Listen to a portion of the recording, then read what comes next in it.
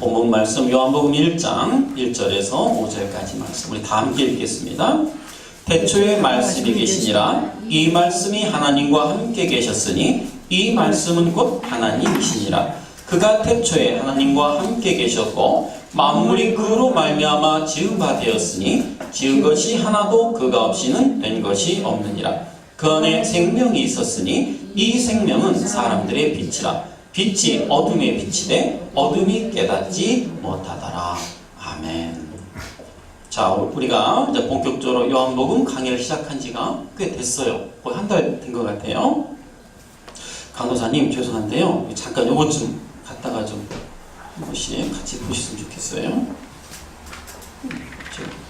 시간이 없어서 못 드리고 올라왔네요.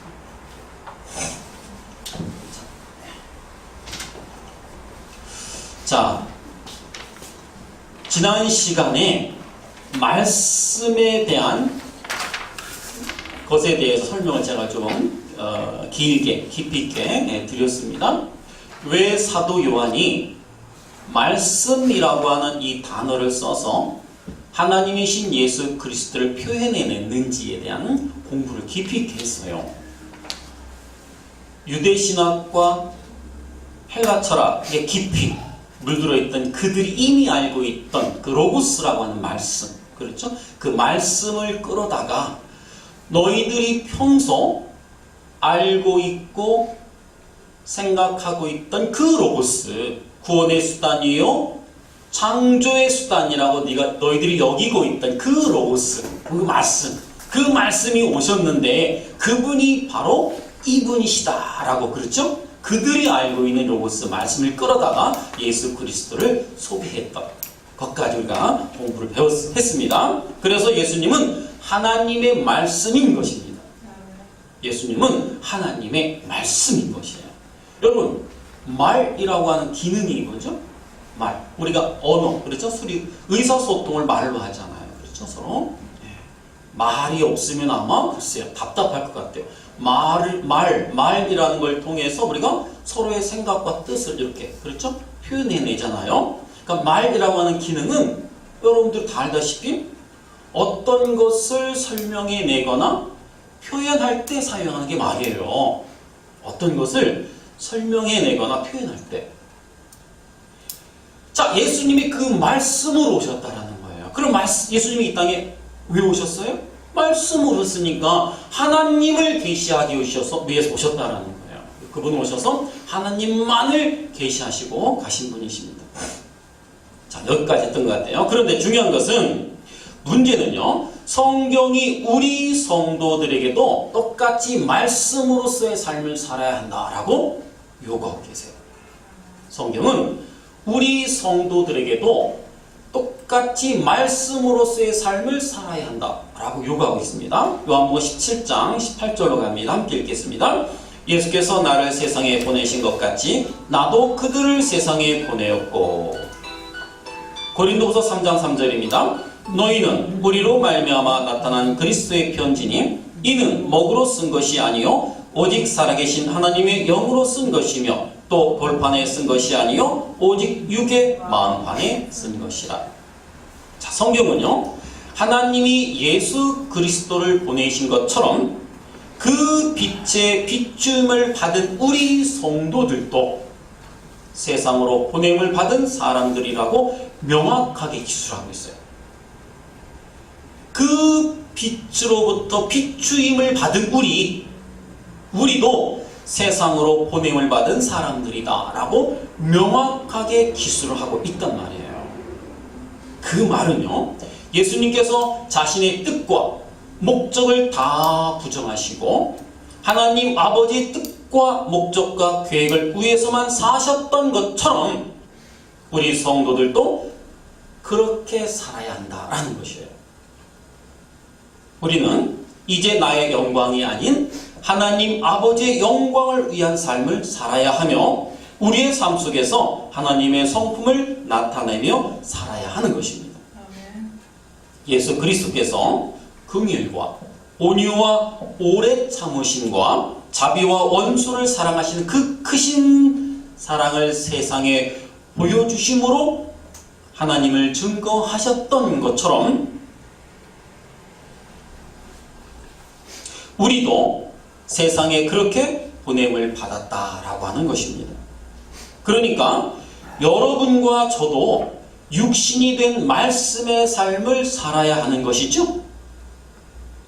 예수 그리스도께서 영이신 하나님의 성품과 그분의 뜻과 계획을 육신이 되셔서 육신들에게 보이셨던 것처럼, 잘 들어보세요.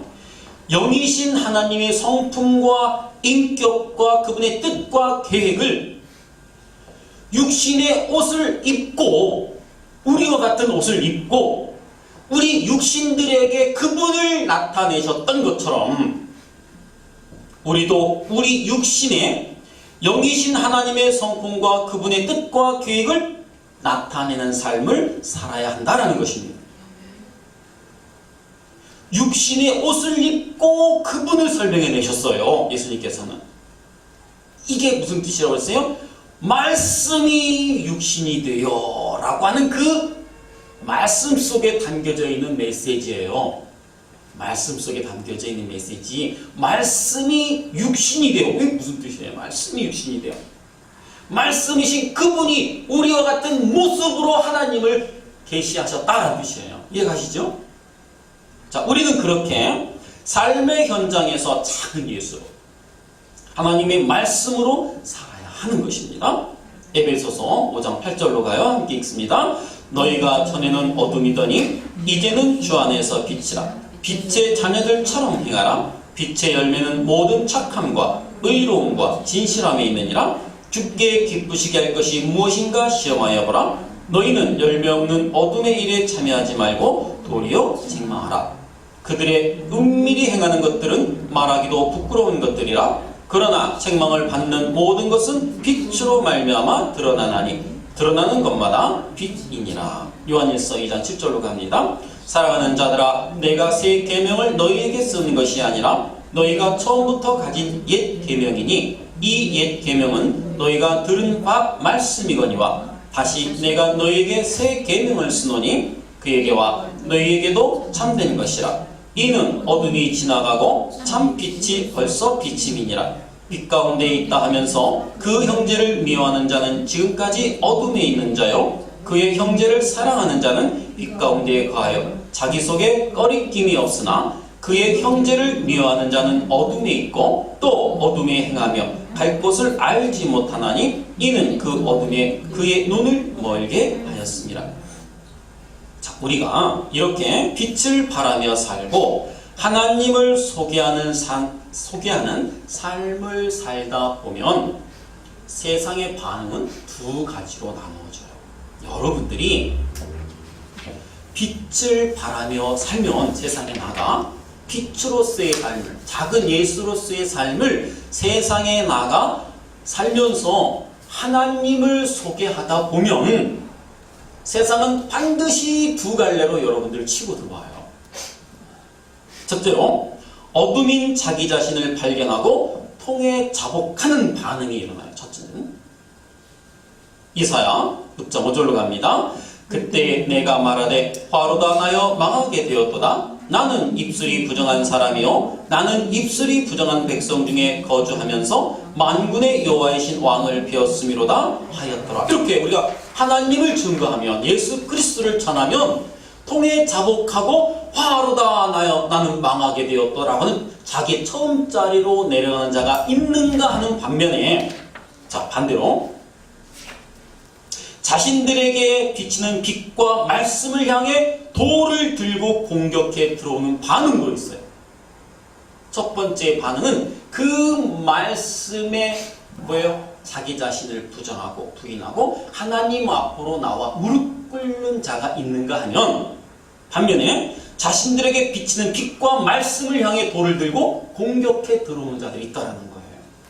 요한복음 1장 5절로 갑니다. 빛이 어둠에 비치되 어둠이 깨닫지 못하더라. 여기서요 깨닫다라고 번역이 된 이 헬라어 카탈람바노라는 이 단어는요 힘으로 이기다, 소유하다, 소각하다라는 뜻이 있어요. 여러분 깨닫지 못하더라. 그래서 깨닫다라는 단어는요, 이해하다, 그렇죠? 이해하여 알아먹다, 그런 뜻이 아니에요. 여기서는 해석은 이렇게 해놨지만요, 원어는요, 힘으로 이기다, 소유하다, 소각하다라는 뜻이란 말이에요. 그러니까 뭐예요? 빛이 어둠에 빛이 돼. 빛이 오셔서 나를 비췄어요. 그런데 그 빛을 향하여 뭐예요? 돌을 던지더라는 거예요. 소유하고 소각하고 힘으로 짓눌러 이기려고, 반대로 그분을 내가 정복하려고 한다는 것이죠. 자, 세상은 빛이, 즉 말씀이 다가가면 이기려 덤벼들고 소유하려 덤벼들고 소각시키려 덤벼든다는 말씀이에요. 어둠의 빛이 돼 깨닫지 못하더라. 이 말은 빛이 다가가면 그 죄인들은 이기려 덤벼들고 소유하려 덤벼들고 소각시키려 덤벼든다라는 것이에요. 그래서 말씀이시며 빛이신 예수님의 삶이 그렇게 고단했던 것입니다. 역시 말씀으로 빛으로 살아야 하는 우리의 삶이 그렇게 힘든 것이에요. 여러분, 말씀을 들고 세상에 나가면 여러분 누가 반겨줍니까? 환영하세요? 아이고 어서 오십시오. 빛이요 말씀이시오. 어서 오세요 라고 하나요? 아니에요. 소각하고 소유하고 힘으로 짓눌러 이기려고 하지. 아장아장 걷는 그 꼬마들조차 달려들어요. 어떻게 한번 해보려고. 여러분 그거 못 느끼세요? 그럼 요즘 여러분들은 아직 빛이 아닌 거예요. 성경은 분명히 그렇게 말씀하고 계세요. 빛으로 세상에 나가면 그 빛을 꺼버리려고, 소유하려고 소각시키려 덤벼든다라는 거예요. 여러분 삶에 그러한 삶이 있기를 주님의 이름으로 축복합니다. 그러나 이 세상에서 가시적으로는 우리가 당하는 모습으로 비추어질지는 몰라도 영적으로는 절대 우리가 지는 게 아니다라는 것이에요. 세상에서 가시적으로 볼 때는 우리가 늘 망하고 당하고 패하는 것처럼 보여요. 그러나 영적으로 봤을 때 그것은 승리의 삶이다라고 예수님께서 옥박하셨어요. 예수님은 세상의 힘을 추구하는 세상의 종교의 문매를 맞고 돌아가셨죠. 세상 종교. 자기 자신을 왕 삼아 살아가려 하는 그 세상 종교. 대표적인 게 유대교잖아요. 그렇죠? 분명 지는 모습이었습니다. 세상은 빛이시며 말씀이신 그분을 향해 돌을 들고 달려들었어요. 그리고는 그 빛을 짓이겨 버렸죠. 그런데 하나님은 그 물리적 세상 속에서의 패배가 바로 하나님의 용서와 긍휼과 인내와 온유와 자비와 사랑을 나타내는 말씀의 삶이며 승리의 삶이라고 천명하셨어요. 그래서 히브리서에 보면요, 히브리서 기자가 10장 말미에서 의인은 믿음으로 말미암아 사는 것이다 라고 해놓고는 11장 서두에 그 믿음의 선진을 누구로부터 시작하는가 하면 아벨부터 시작을 해요. 의인은 믿음으로 말미암아 사는 것이다 라고 해놓고는 바로 이어서 그 믿음의 선진을 누구? 아벨로 시작한단 말이에요. 아벨 하면 딱 떠오르게 돼요. 누구한테 맞아 죽었어요? 제사 한번 지내고 맞아 죽었단 말이에요. 자, 아벨은요, 이 세상에 태어나서 제사 한번 드리고 맞아 죽었어요. 가인한테 맞아 죽었잖아요. 그런데 하나님은 그 아벨의 손을 들어주셨어요. 내가 승리했다 들어주셨단 말이에요. 믿음으로 사는 자들은 세상의 힘으로부터 그렇게 당해주는 것이라고 하는 것을 보여주는 것이에요. 여러분 세상에 나가 절대 이기려 하지 마세요. 이길 수가 없어요. 여러분들은 100점 100패예요. 이길 수가 없어요. 이기려 들지 마세요. 그러니까 여러분 삶이 당해주는 삶이고 여러분의 삶이 패배의 삶이고 늘상 손해보는 삶이에요. 내가 원하지 않아도 내 안에 계신 그분이 나를 그렇게 이끌고 가세요. 그게 우리의 십자가의 삶인 것이고 세상적인 가시적인 눈으로 볼 때는 쟤는 늘 얻어터져. 쟤는 늘 어떻게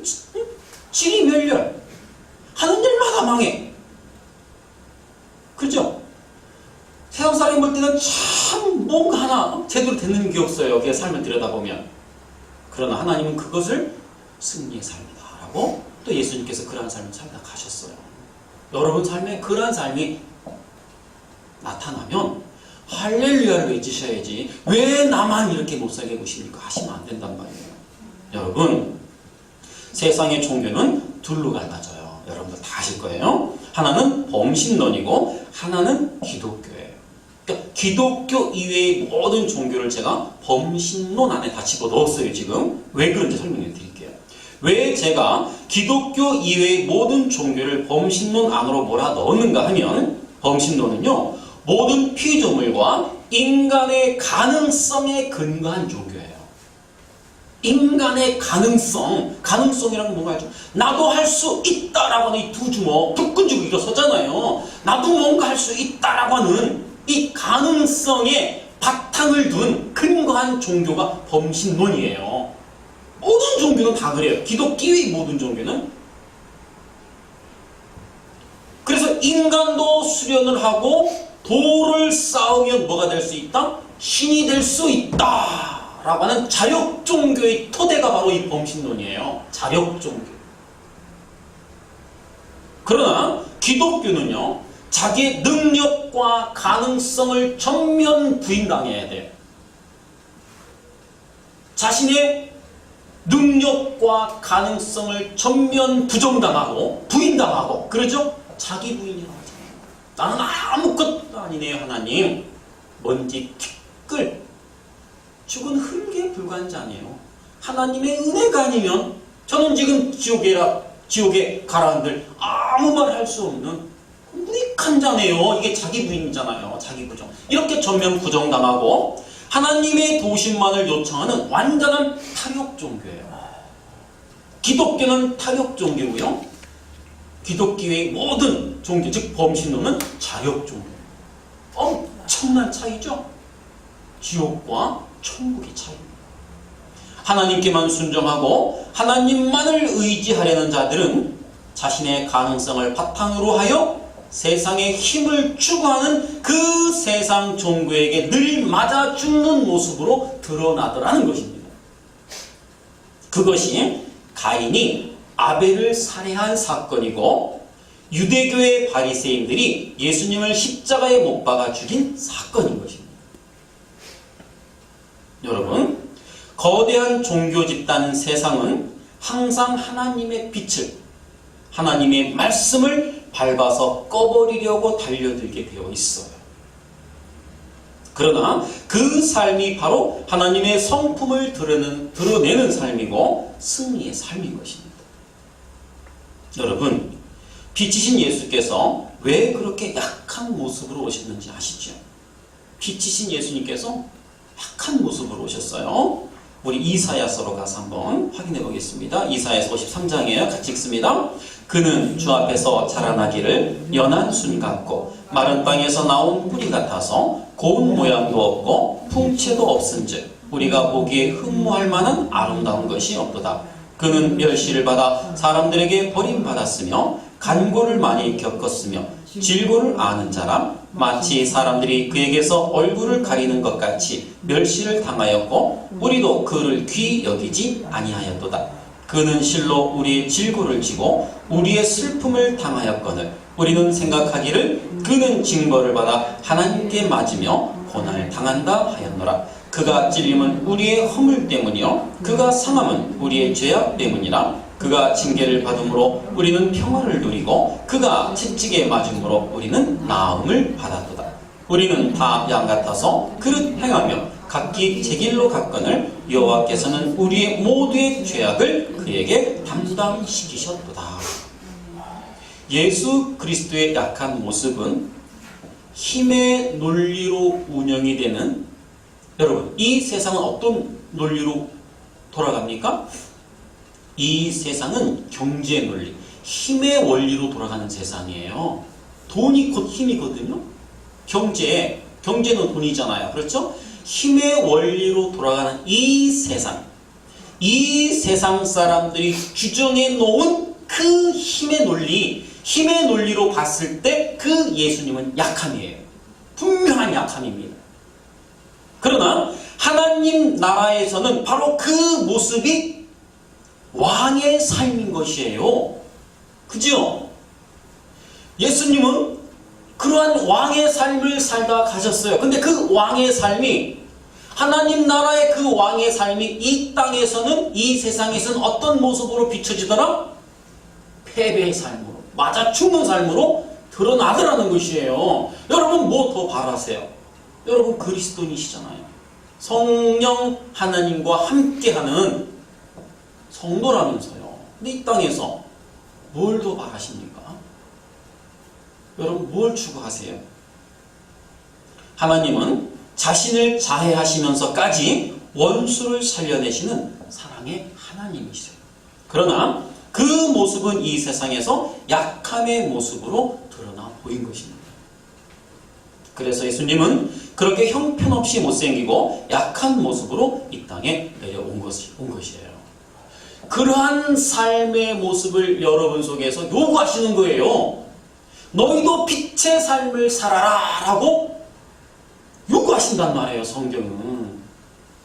하나님은 우리에게도 그러한 하나님의 성품과 뜻과 계획을 삶으로 살아내라고 하시는 거예요. 고린도전서 1장 26절로 갑니다. 함께 읽어요. 형제들아 너희를 부르심을 보라. 육체를 따라 지혜로운 자가 많지 아니하며 능한 자가 많지 아니하며 문벌 좋은 자가 많지 아니하는도다. 그러나 하나님께서 세상의 미련한 것들을 택하사 지혜 있는 자들을 부끄럽게 하려 하시고 세상의 약한 것들을 택하사 강한 것들을 부끄럽게 하려 하시며 하나님께서 세상의 천한 것들과 멸시받는 것들과 없는 것들을 택하사 있는 것들을 폐하려 하시나니 이는 아무 육체도 하나님 앞에서 자랑하지 못하게 하려 하심이라. 여러분 이 말씀을 오해하시면 안 돼요. 하나님께서 일부러 가난하고 못 배우고 못생기고 미련한 자들만을 들어서 쓰신다는 그런 말씀이 아니에요. 아세요? 이 말씀 읽고는요, 맞아. 그러니까 하나님께서는 이 세상에서 무지렁댕이들만 들어서 사용하시는구나. 천만의 말씀. 그 말씀이 아니에요. 그런 말씀이 아니고 하나님의 택한 백성들은 약해 보이고 저주고 천해 보이고 멸시받는 것처럼 보이는 이 세상 속에서의 그 약함이 바로 하나님 나라의 강함이다라는 것을 역설적으로 표현해 내시는 거예요. 이해 가시죠? 왜요? 왜? 배운 분들도 많아요. 그죠?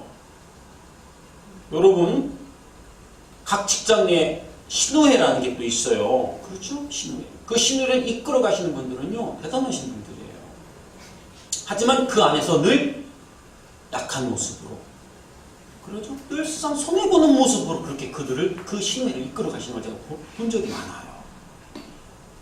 이 말씀 여러분들 오해하시면 안 되고요. 하나님께서는 각자의 자리에서 하나님 뜻에 맞게 그들을 이끌어 가시고 사용하십니다.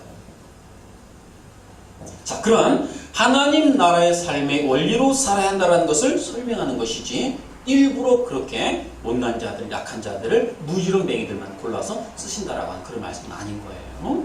자, 우리가 그렇게 빛으로 하나님의 말씀으로 살다 가신 예수 그리스도를 쫓아 빛의 삶, 말씀의 삶을 살기 위해서는 중요한 대목이에요. 그러한 삶을 살기 위해서는 예수님께서 요구하고 가신 그런 빛의 삶, 작은 예수로서의 삶을 우리가 이 땅에서 살아내기 위해서는 하나님의 말씀이 구체적으로 어떤 것을 알아야 하잖아요. 그죠? 하나님의 말씀이 구체적으로 어디를 향해 가고 있는지 알아야 삶을 살아낼 것 아닙니까? 하나님의 말씀을 알아야 구체적인 이 성경의 말씀이 뭐가 기록되어 있는지, 나에게 요구하는 것이 무엇인지, 하나님의 뜻과 계획이 무엇인지를 구체적으로 알아야 내가 그것을 내 삶으로 설명해 낼 것 아닙니까? 그래서 우리가 말씀을 열심히 공부해야 하는 거예요. 우리가 말씀을 열심히 공부해야 하는 것입니다. 성경에 기록된 예수님의 말씀과 예수님의 인격과 예수님의 삶 전체를 우리는 속속들이 공부를 해야 돼요. 그래야 여러분들의 삶 속에서 빛의 삶이 나오게 되는 거예요. 왜 그런지 아세요? 그게 대해서 설명을 해드릴게요. 자, 말씀이신 예수께서 육신으로 오셨다가 이제 하늘로 승천하셨어요. 가버리셨어요. 육신으로 오셨다가 이제는 가버리셨어요. 가버리시고 기록된 말씀으로만 우리에게 오셨어요. 기록된 말씀만 남겨두시고 그냥 가버리셨단 말이에요. 우리는 성령 하나님의 도우심으로 그 기록된 말씀을 예수라는 실체로 볼 수 있어야 돼요. 여러분과 함께 하시는, 여러분 안에 내주하시는 그 하나님의 도우심으로 이 기록된 말씀을 통해서 누구를 볼 수 있어야 돼요? 이 말씀을 통해서 예수 그리스도의 실체를 여러분들 발견할 수 있어야 돼요. 그 예수님을 통해서 또한 하나님 아버지를 볼 수 있어야 되는 것이고요. 여러분, 예수 그리스도를 통해서 하나님을 보셔야지 예수 그리스도를 제껴두고 하나님을 보시면 유대교입니다.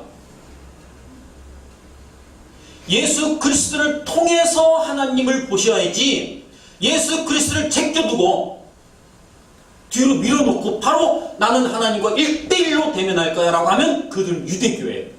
여전히.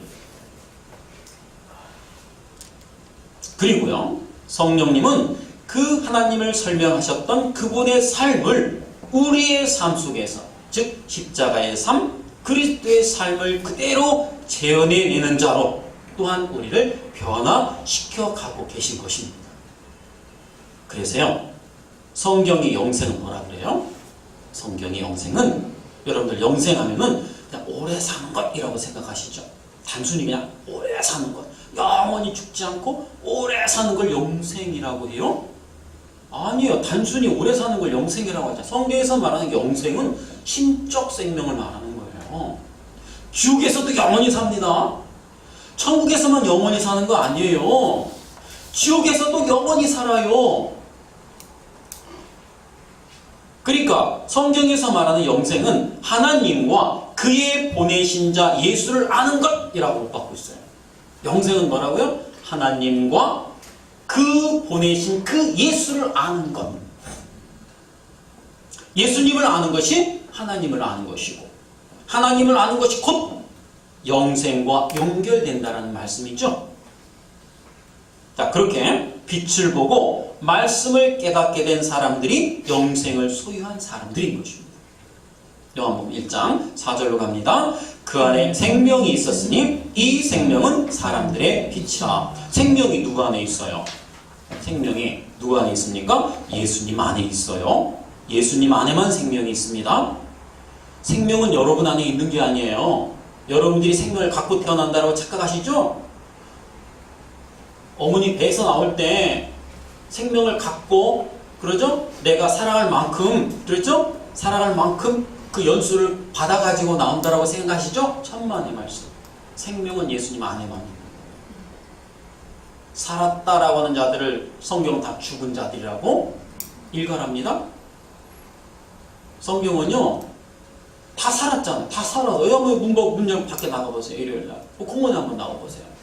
많죠, 사람들. 그들은 다 살았다라고 그래요. 예수님 없이 사는 삶은 다 죽었다라고 그래요, 성경은.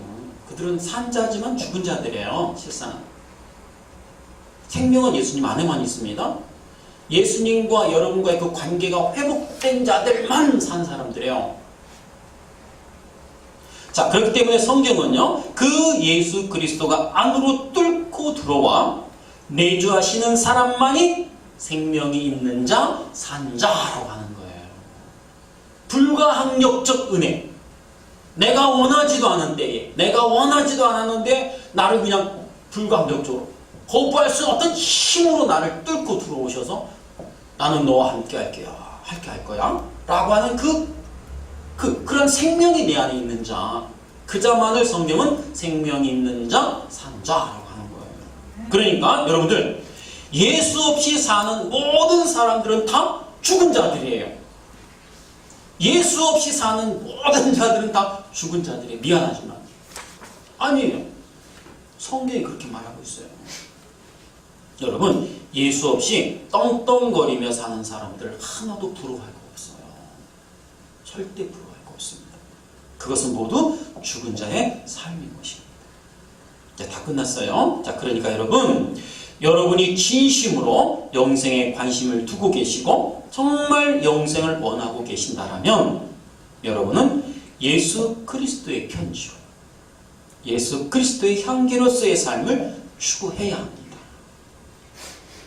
여러분들은 이 땅에 하나님의 백성으로 오셔서 그 추구하는 방향이 세상 사람들이 추구하는 방향과 똑같으면 안 돼요. 세상 사람들은 한결같이 똑같은 방향으로 달려갑니다. 고지론이죠. 행복. 그들이 왜 일을 해요? 행복하게 살기 위해서 일을 하잖아요. 그럼 우리가 이 땅에서 행복하게 살다가는 게 뭐 잘못된 거지? 아니요. 그런 뜻은 아니에요. 그들이 추구하는 방향과 우리 성도가 달려가야 할 방향은 반대라는 거예요. 세상 사람들이 야 손에 손잡고 어깨 동무하고 이 길이 맞아 하고 달려가더라도 여러분들은 거기에 동조하시면 안 된다는 거예요. 성경은 그들과는 늘 반대편으로 우리를 이끌어 가십니다. 그게 십자가인 거예요. 그 예수 그리스도의 삶만이 진짜 생명의 삶이기 때문에 그렇습니다. 다음 시간에 계속 이어서 주의를 해드리도록 하겠습니다. 기도하겠습니다.